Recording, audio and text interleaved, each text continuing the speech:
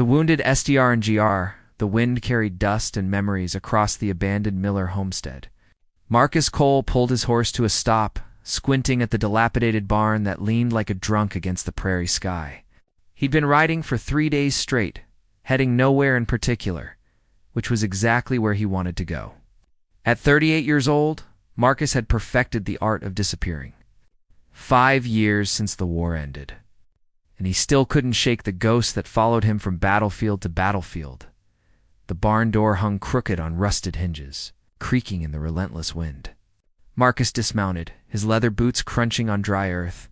He needed shelter for the night, and this forgotten place seemed as good as any. The sun was setting fast, painting the sky in shades of amber and blood orange. He led his horse inside, noting the rotted hay and broken wagon wheel in the corner. That's when he heard it. A sharp intake of breath, barely audible over the wind whistling through the gaps in the wooden walls. Marcus's hand moved instinctively to the pistol at his hip. His eyes adjusted to the dim interior, scanning every shadow. There, in the far corner, behind a pile of moldy grain sacks, he saw movement. Someone was hiding. "Come out," Marcus said, his voice rough from days of silence. "I can see you," adding. Then, slowly, a figure emerged from the shadows. A woman, young, maybe 25, with tangled auburn hair that fell past her shoulders. Her dress was torn at the hem, covered in dirt and what looked like dried blood. Her green eyes were wide with fear, but there was something else there too. Defiance. "Please," she whispered, her voice trembling. "Don't tell them you saw me." Marcus didn't lower his weapon, but he didn't raise it either. He studied her carefully. She wasn't from around here. That much was obvious. Her dress, though ruined, had been expensive once. The fabric was quality cotton with delicate stitching along the collar. But her hands were rough, fingernails broken and dirty. She'd been running for a while. "Who's looking for you?" Marcus asked. The woman hesitated, her eyes darting to the barn door, as if expecting someone to burst through at any moment. Men who want to take what isn't theirs. Marcus had heard variations of that story too many times. The frontier was full of men who took what they wanted and women who ran to escape them. He should walk away, mount his horse, and ride into the fading light. Getting involved in other people's problems was how men ended up dead or worse. Attached to something they couldn't afford to care about, but something about the way she stood there, terrified yet refusing to beg, reminded him of someone he used to know, someone he'd failed to protect. "What's your name?" he asked, finally holstering his pistol. "Eleanor. Eleanor Whitmore." She took a tentative step forward, wincing as she put weight on her left foot. Marcus noticed she was limping. "You're hurt." "Just twisted my ankle running through the creek bed." To look stronger than she was, but Marcus could see the pain etched in the lines around her mouth. He sighed, the sound heavy with resignation. "Sit down before you fall down." Eleanor looked like she might argue, but her body betrayed her. She sank onto a hay bale, relief washing over her features. Marcus unsaddled his horse and pulled out his bedroll and supplies. He had dried meat, some hardtack, and a canteen of water. He offered her the canteen first. She drank greedily, water spilling down her chin. When she finally stopped, she looked embarrassed. "Thank you. I haven't had water since yesterday morning." "How long have you been running?" Eleanor's eyes grew distant. "For days. Maybe 5. I've lost track." Marcus built a small fire using some dry wood he'd carried in his saddlebag. The smoke would be risky, but the temperature would drop fast once the sun disappeared completely, and Eleanor was already shivering. As the flames grew, casting dancing shadows on the barn walls, he handed her some dried meat. "Start talking," he said, settling across from her. "Why are men chasing you?" Eleanor chewed slowly, as if buying time to decide how much to tell him. Finally, she spoke. "My father owned a ranch about 60 miles east of here. Good land with water rights to the Clearwater River. 3 months ago, a man named Silas Brennan made an offer to buy it. My father refused.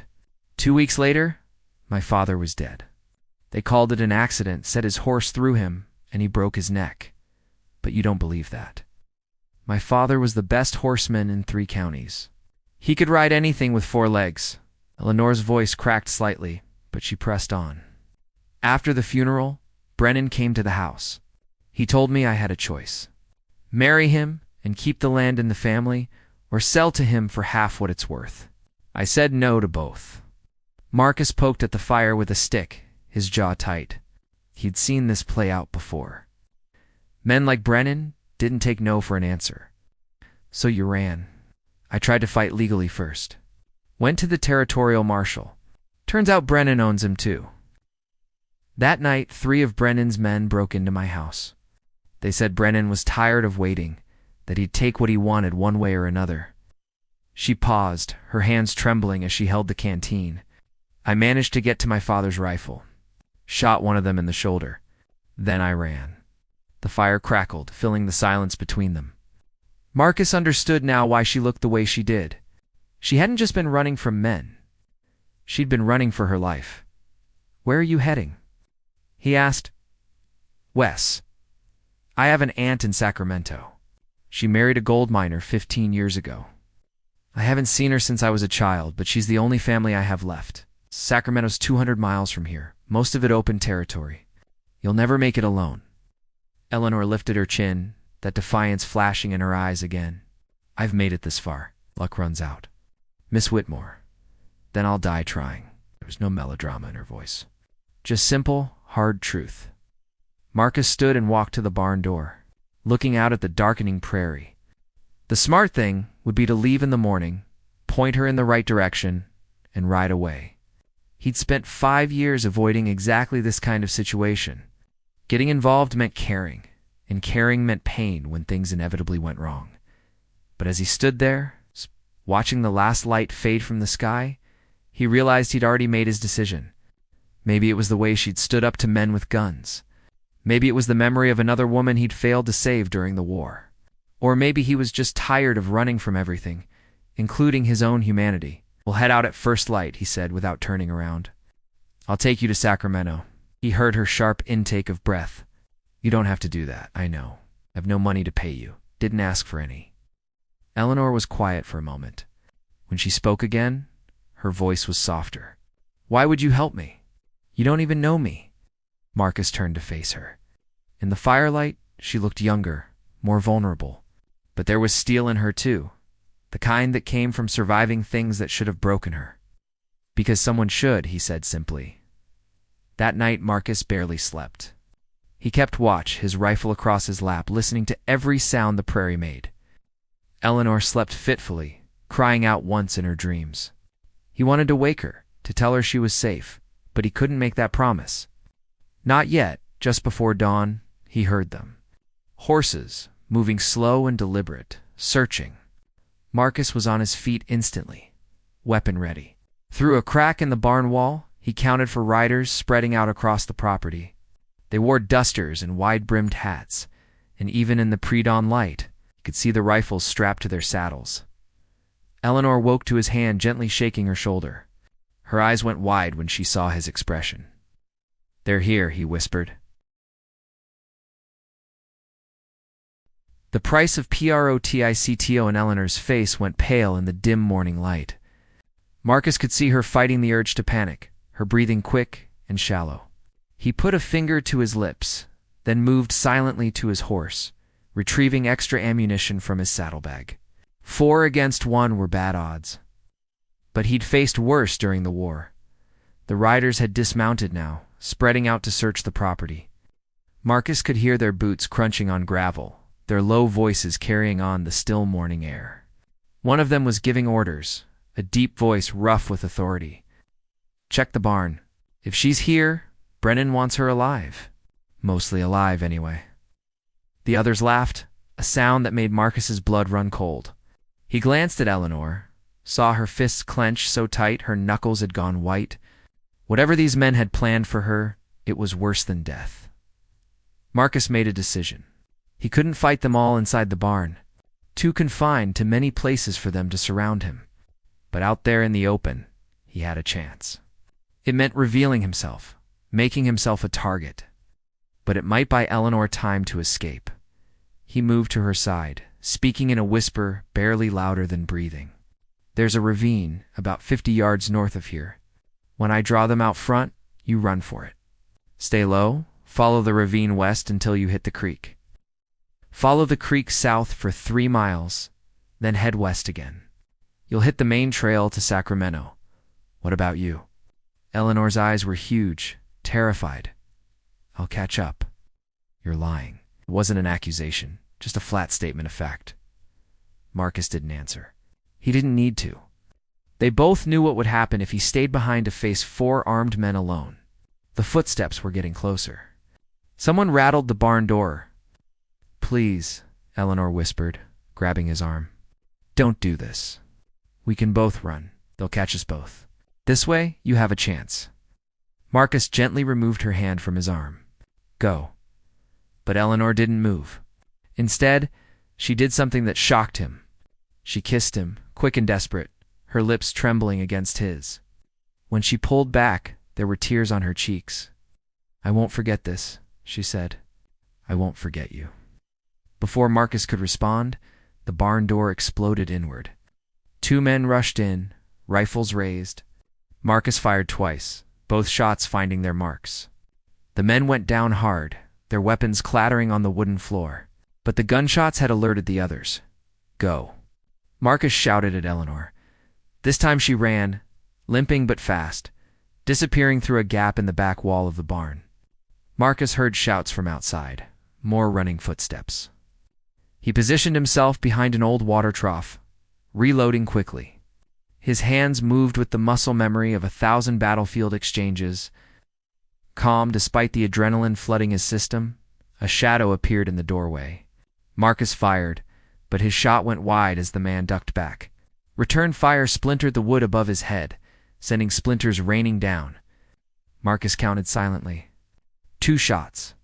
The man was using a rifle, probably had 6 rounds loaded. For left, the voice from earlier called out, closer now. "Whoever you are, you just made the biggest mistake of your life.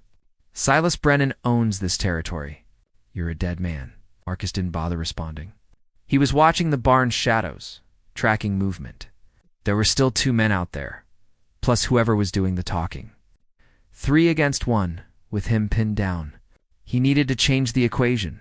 He grabbed a handful of dry hay, touched it to the dying embers of their fire from the night before. The hay caught quickly, flames spreading. Marcus threw the burning bundle toward the front of the barn, then another toward the side. Smoke began filling the structure immediately. "It's burning us out," someone shouted. Marcus used the confusion to move, rolling from behind the trough to a better position near the back wall. Through the smoke, he saw one of the men enter the barn, coughing. Marcus dropped him with a single shot to the chest. The man fell without a sound. The remaining 2 held their position. Outside, smart. They were waiting for the smoke to drive him out. Marcus checked his ammunition. 4 rounds left in his pistol, another 6 in his rifle. He had to make every shot count. The smoke was getting thicker, stinging his eyes. He could hear the barn's old wood beginning to creak and pop as the fire took hold. He had maybe a minute before the structure became dangerous. Through the haze, he caught a glimpse of movement to his left. He fired, heard a cry of pain, hit, but not down. Then a voice cut through the chaos, one that made Marcus's heart sink. "Stop." Eleanor's voice. "I'm coming out. Don't shoot him." No, she was supposed to be gone, safe in the ravine. Marcus moved toward the back wall, trying to see her through the smoke. Eleanor stood in the clearing behind the barn, hands raised. The leader, a tall man with a scarred face and cold eyes, had his rifle pointed directly at her. Well, the man said, smiling without humor. "Miss Whitmore. Mr. Brennan's been real worried about you." "Let him go," Eleanor said, her voice steady, despite the fear Marcus could see in every line of her body. "I'll go with you peacefully. Just let him ride away." The scarred man considered this, his rifle still trained on her. The other remaining gunman, the one Marcus had wounded, was leaning against a fence post holding his bleeding shoulder. The man's face twisted with pain and rage. "Kill them both," the wounded man snarled. "They shot Tom and Jesse." "Brennan wants her alive," the leader reminded him.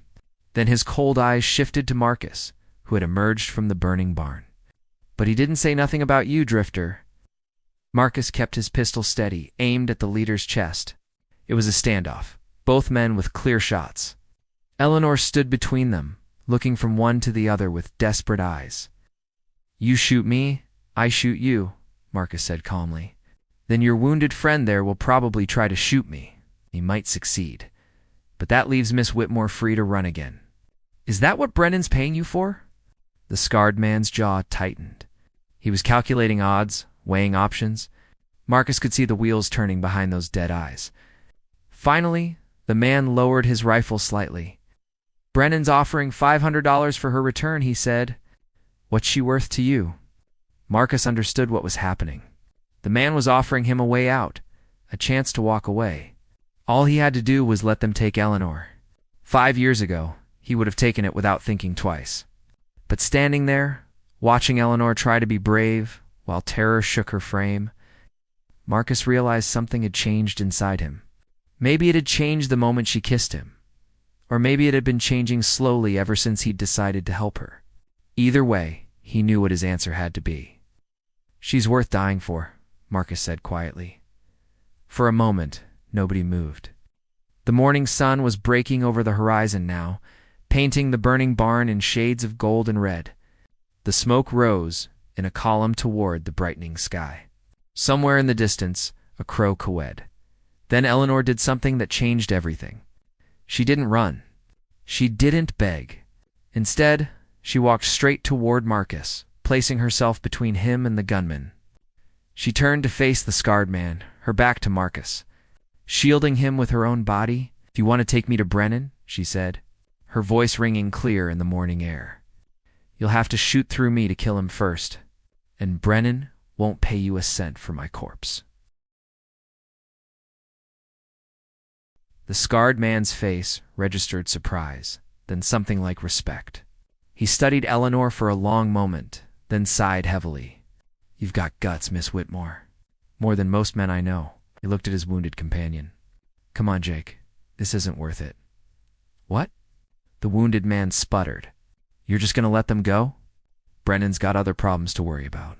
The territorial governor's been asking questions about land deals out here. Dead bodies would just make things complicated." The scarred man swung back into his saddle, his rifle across his lap. He looked down at Marcus and Eleanor. "You two better ride hard and fast.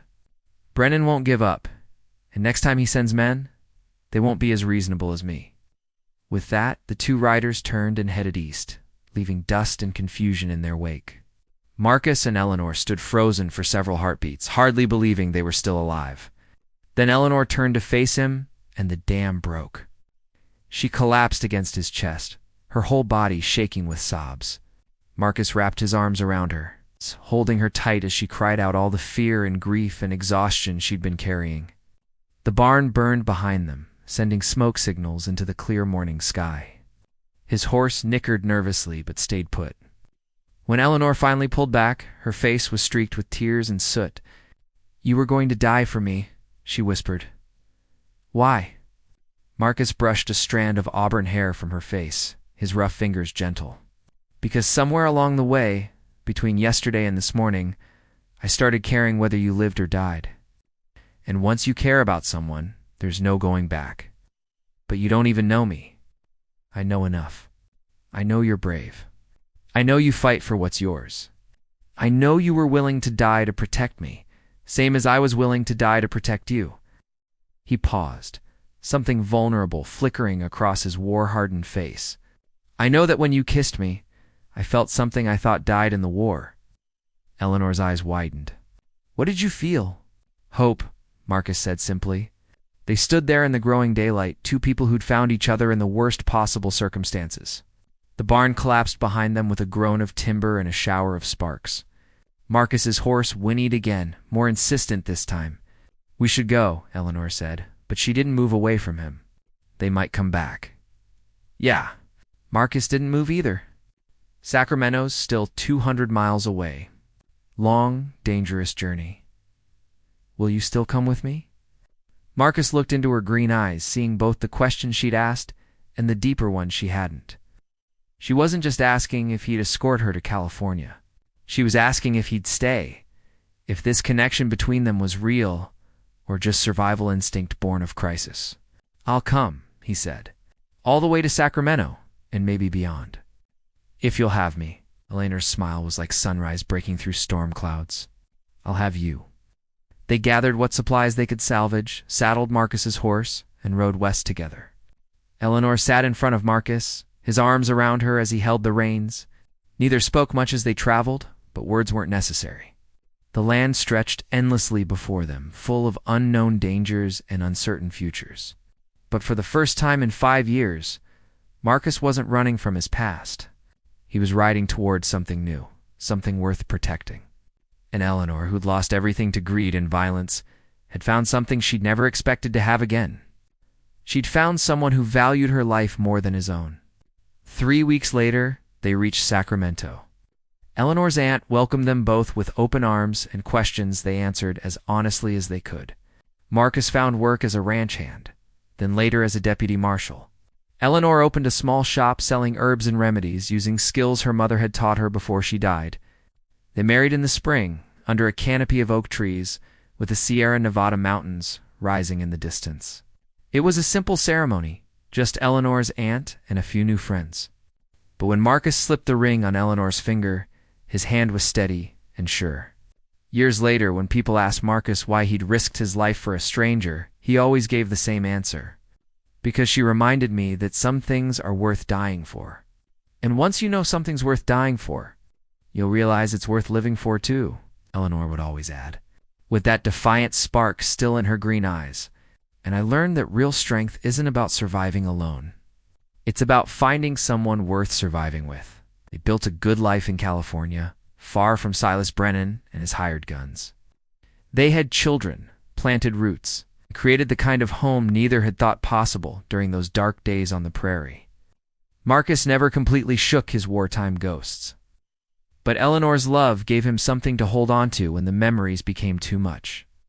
And sometimes, on quiet evenings, they would sit on their porch watching the sunset and remember that burning barn, that desperate morning, and the moment two broken people decided that together they could be whole, retry,